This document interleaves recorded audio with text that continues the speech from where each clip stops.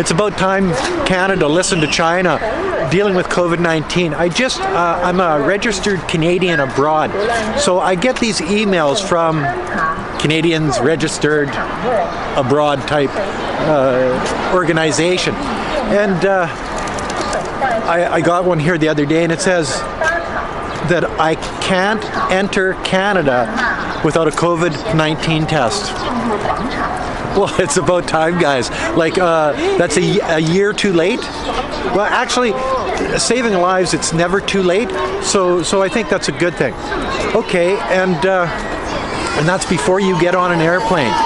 And then it goes even further. It says, okay, not only do you have to have a COVID-19 test before you get on an airplane to Canada, or you won't be allowed on the airplane, but when you get to Canada, check this out, 14 days quarantine.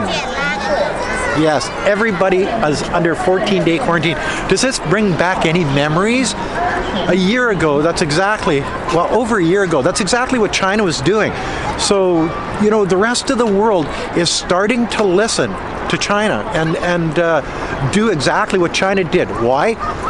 The alternative is unthinkable. People are dying. People are getting sick. There's new strains. One in the UK that's now in New York and it's getting its ass around the world. But they've got another mutated strain in South Africa that I just heard about yesterday. So, the idea that every time this puppy mutates, it makes it so they don't know whether the vaccinations will work on the new variations. So this is a little disturbing. The only proper way to deal with this is the world shutting down, the world locking down. You've got the UK locking down right now, you've got California locking down, you've got Ontario locking down, you've got the Canadian government quarantining people you're not entering the country. And it doesn't matter whether you're a Canadian citizen or not, you're not entering the country. And look at that, birds all over the place. Hey, check this out. So there's no birds in China, eh? Well, I beg to differ.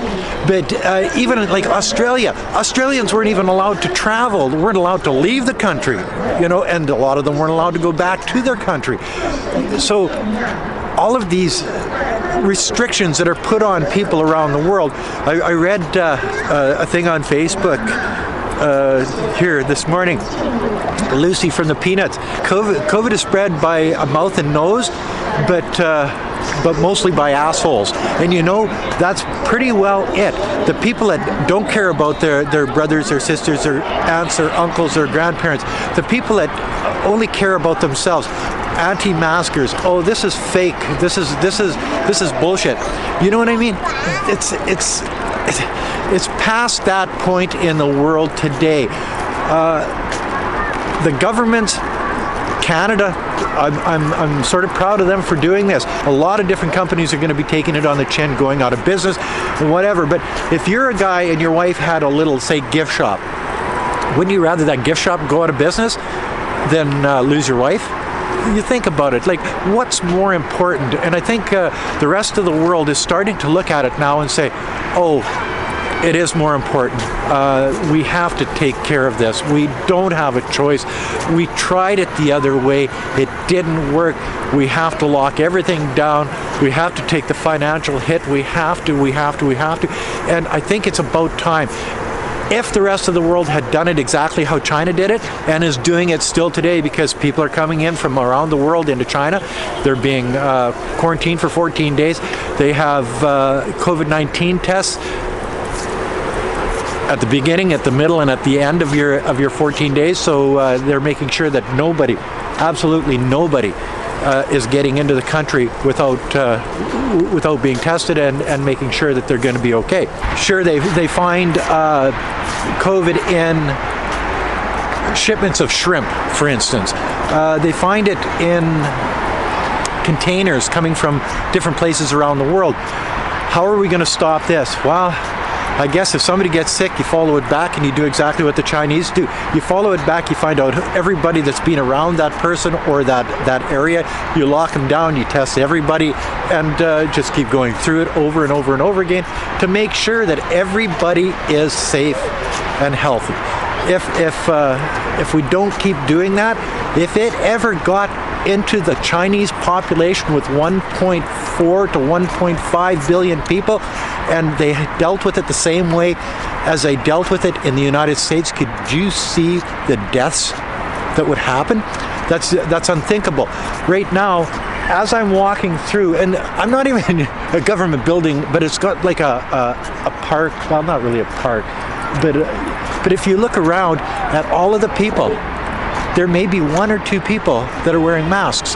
The other people aren't. Why is that? Because there is no COVID-19 here in Nanning, China. And there hasn't been for so long that it's a non-issue now, which is sort of nice.